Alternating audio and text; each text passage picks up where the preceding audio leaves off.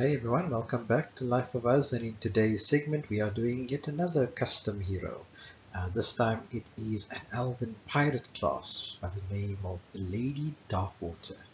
And her backstory says that Lady Darkwater was once a duchess from Jarlsfell, an aristocratic society of nobles. The Lady Zilvir's family were killed by the corrupt monarchs and greedy townsfolk. Taking to the seas under the guise of a pirate captain, she returned to exact a terrible vengeance on Jarlsfell, using Darkwater sorcery to plunge the town into a dark abyss. So really cool and interesting backstory there with lots of vengeance and pirate-like motives behind her revenge act. She comes from an aristocratic family and is taken to the seas to become a looting pirate. Always wanted to do a pirate class, and this is a female Elven pirate class, so slightly different class to the normal pirate classes, or slightly different traits to normal pirate classes.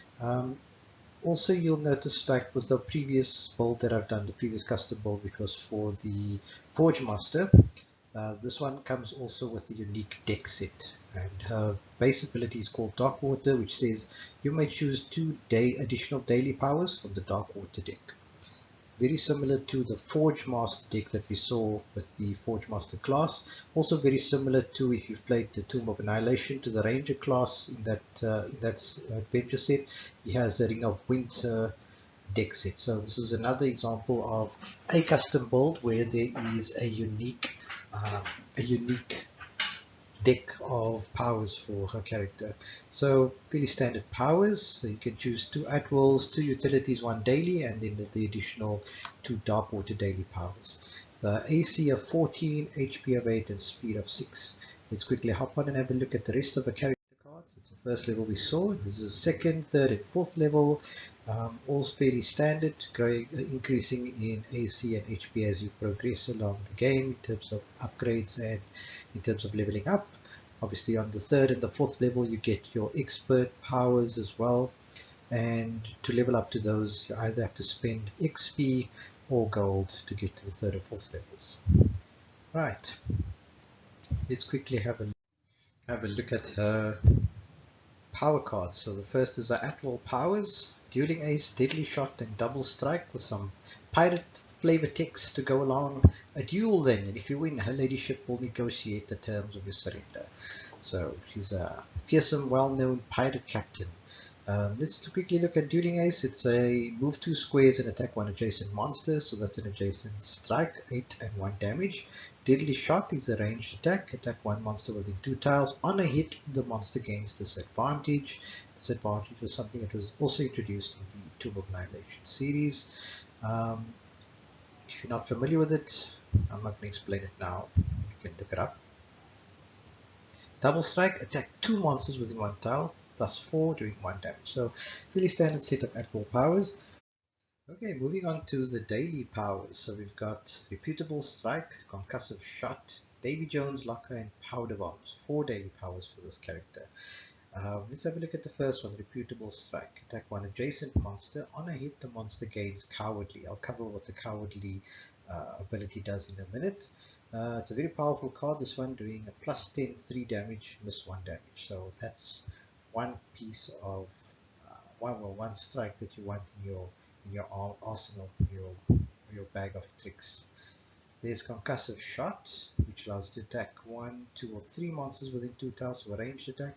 On a hit, the monsters are dazed. Dazed is an ability that is introduced in Tomb of Annihilation, or was it Wrath of Ashardin? One of the two. Plus 9, doing 1 damage. Davy Jones Locker. Place the Davy Jones Locker token on any square on your tiles. Move any monsters within 1 tile onto the Davy Jones Locker. Instead of activating whenever that monster would activate, roll 1d20. If the roll is greater than 12, remove the monster from the trap. Once all the monsters are free from the trap, flip over this card. So that's a very useful card if you've got a bunch of monsters planning to attack you. At some point you could throw down the Davy Jones Locker and have them trapped. And every time they need to activate, they first need to roll a dice to see if they can escape the trap. A really cool little piratey type card, daily power card. Probably one that I would want to play more frequently than the rest. Powder Bombs. Place 4 powder bomb tokens on any 4 tiles within 1 tile of your hero. Trigger the bombs during the villain phase. Any monster moving onto a tile with a powder bomb takes 1 damage. So it's basic thing, very similar to uh, we've seen wizards from Wrath of the Shardlin having similar powers. We've seen blade barriers and caltrops. So yeah, powder bombs really straightforward. Let's move on from the daily powers and have a look at the, before we look at the utility, the cowardly effect. So how cowardly works, that's the token over there on top. Any attack with a cowardly keyword has the following effect. Place a cowardly token on a monster card. Move cowardly monsters 1 tile in any direction. At the start of the villain phase, roll 1d20 for any cowardly monsters. Cowardly monsters do not activate during this turn for any rolls less than 11. Remove the token at the end of the current villain phase. So similar to the Davy Jones trap, monster has to first roll to determine if they're brave enough to attack you. If not, they just don't activate. So pretty useful. It's only valid for 1 turn though. Now let's move on to the utility powers. Utility powers, the first one is called Eye for an Eye. There's Walk the Plank, Mariner's Compass, Bottle of Rum, Salt in Your Wounds, and Captain's Favors. So all of them very pirate themed, as you can see. Eye for an Eye. Geez, I actually have to squint my eye to look at this. Remind me next time to make sure that I make these cards a lot bigger. But it basically says use whenever you would suffer damage as a result of an encounter card drawn by another player. Uh, Reduce the damage by 1 on your player, and the player who had drawn the encounter card gains disadvantage to all attack rolls until the end of this turn. So if any player drew an encounter card which caused you damage, you'd be like, I'm just going to cancel that damage and you get disadvantage for being an asshole. Very, very pirate-like. Walk the plank. Remove your hero from the board. Then at the start of the next player's hero phase, place your hero on any square within 3 tiles of that hero. Okay, really cool. It's kind of similar tactic we've seen with some wizards and guys that disappear off the board. Mariner's Compass. Used during exploration phase. Draw 2 additional tiles from the dungeon stack and place them on any unexplored edge of any tile, placing monsters as per norm. Do not draw any encounter cards for the new tiles. So a good way to get through the dungeon tile stack as quickly as you can. Bottle of Rum, that gives you 3 HP, but it does make your character dazed, because even though you get your HP stats back, you're still drunk as shit. So again, very thematic, I think. Salt in Your Wounds. Place 2 HP token on Salt in Your Wounds and use during a hero phase. Remove an HP token to gain to give any attack +1 damage this turn. Okay, so that deals additional damage on an attack. Captain's Favors. After you destroy a monster during your hero phase, all heroes on your tile gain 1 treasure card. Ooh, that's a nice card. So those are utility powers that you can choose from.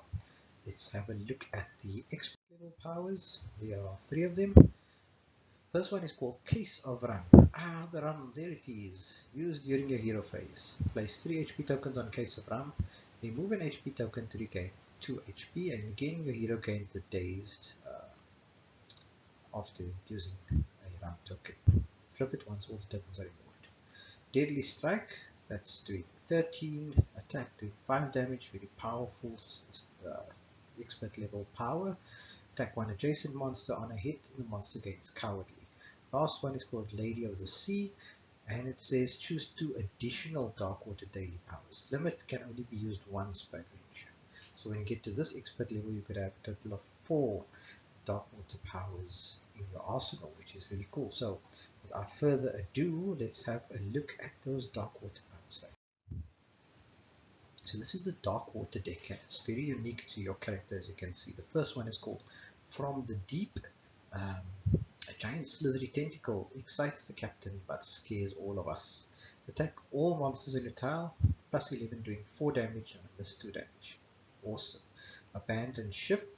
Use at the end of your hero phase. Remove all heroes from the board. At the end of the current villain phase, place all heroes on any one tile. So the Darkwater powers are exceptionally powerful. You can only get 2 of them though, unless you get to expert level, which place you get 4 of them. Up is Down. Up is Down says remove all monsters.